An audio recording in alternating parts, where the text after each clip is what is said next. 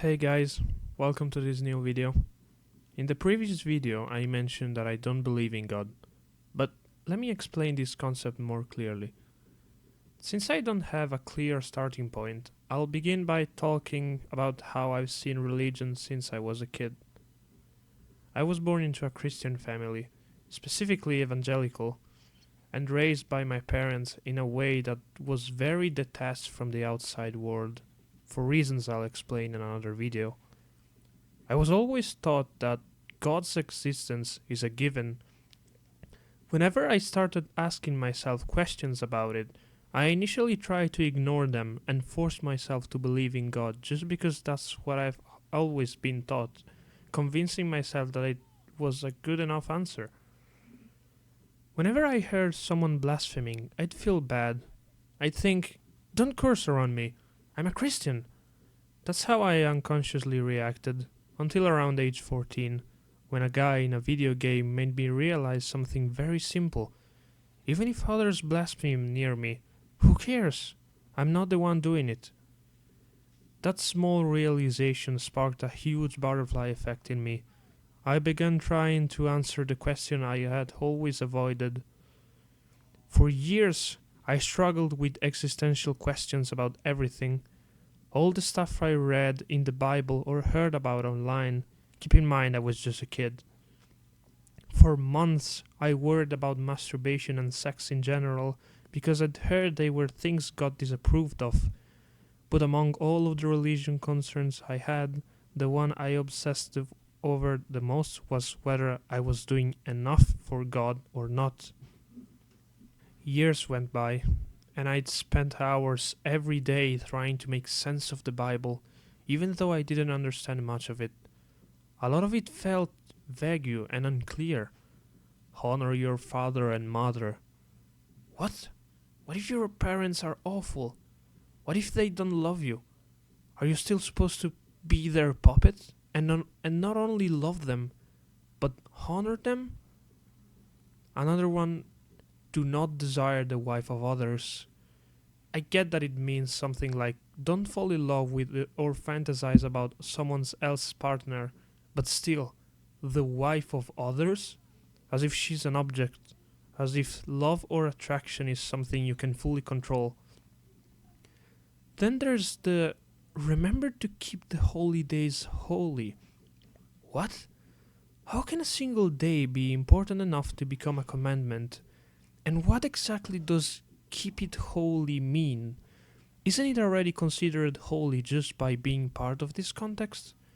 There were many things I didn't understand, but now I realized that my biggest mistake wasn't questioning them, it was trying to justify them, no matter what. About a year ago, I was doing an internship at a summer camp for school. Basically, I had to supervise children and make sure they didn't get into trouble. Every day, for about 30 minutes to an hour, a priest would gather the kids around and, in my opinion, tell the Bible stories in a very dull and boring way. After the stories, he'd say, alright, now let's pray together, and made the kids repeat rhymes like the Our Father or Hail Mary by heart. What? Are you serious? First off, you're talking to kids. None of them wanted to be there listening to that. And more importantly, how do you expect children to understand what they're repeating if you never explain anything to them? Imagine being God and hearing humans praying for you. Would you be more accepting of an actual prayer, something that comes from within, maybe an outburst, or a nursery rhyme repeated by heart? And that if that weren't enough, after the prayer, the priest would always say, alright, now I'll give you a blessing. Then he'll recite another nursery rhyme alone and finish with, now you're blessed, childrens, but come back tomorrow, or the blessing will expire. Wait, what? A divine blessing expires? That was the moment when everything started to click. I realized how closed my mindset had always been. I'd accepted everything I was told as true, without even really questioning it. or always suppressing my doubt at least. Before that summer camp experience, I remember asking my dad, "Do you believe in evolution?" And he answered, "Evolution doesn't make sense. Everything is perfect because it was created by God." As if there weren't tons of scientific evidence for evolution. That was just more proof that my dad never really wanted to question his beliefs or look into them. At that point, I fell into a sort of limbo. Believing God? Not believing God? I could only see two extremes, Christian or atheist, nothing in between. But something deep down, kept me from picking either side. Then one day, my best friend told me that the word I might be looking for is agnosticism. I'd never heard that word before. I looked it up immediately, and even now, it still seems like the best answer to the question, does God really exist? It's true, we have no concrete proof that God exists. So anyone who believes in God has done so based purely on personal conviction. But it's also true that we have no concrete proof that God does not exist either. That's why, in my opinion, the most honest answer is, we just don't know. As of now, we have no certainty. God might exist, or he might not. Personally, I find it much more rewarding to live this life the way I want, rather than chase the illusion of an afterlife we have no proof of. I remember studying a philosopher in school, even though I don't really recall his name, but he described religion as a form of hope given to people in ancient times who lived under slavery. It gave them something to believe in, that one day those who had treated them poorly would go to hell, and they themselves would enjoy a better life after death. Honestly, I'm just now realizing that I've never truly believed in God. I always claimed to be a Christian and forced myself to be one out of fear of what would happen after death. So the whole idea of faith collapses right here. Maybe I'm wrong, but I really doubt that anyone can truly trust in someone or something they've never seen or even truly known. I wouldn't call it trust. It's more like a hope for a personal reward after death.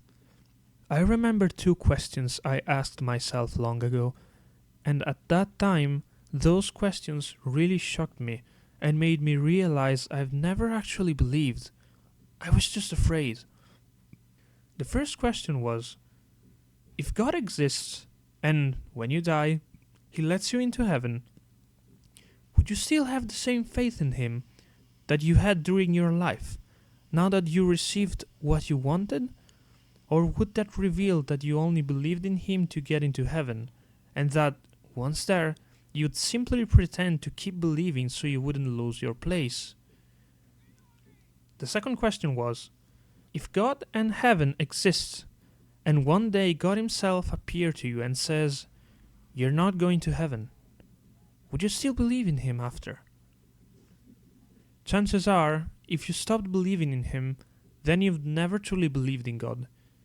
You only believed in the reward. But if you kept believing in him, then you'd be blindly following someone you now know exists, but whom you've never directly known except through a book. Shortly after that, I came to a realization. The Bible isn't a religious book, like many people think. It is a literary and philosophical book, full of metaphors. But it seems like a lot of people have taken its content literally, as if they were 100% facts that really happened. In conclusion, as far as we know, we were born by pure chance. There's nothing to suggest we became who we are because someone decided it.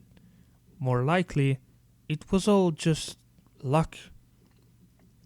And when we die, we'll probably lose the ability to think, so we won't suffer or feel pain at all. We'll just be dead. That's it. So in the end, maybe what we do while we are alive doesn't really matter that much.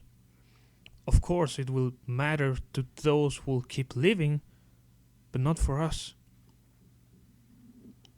Of course, feel free to share your opinions in the comments, but don't be surprised if I don't reply to rage baits or trolling. That's all for now, guys. I'll see you in the next video. Bye, everyone.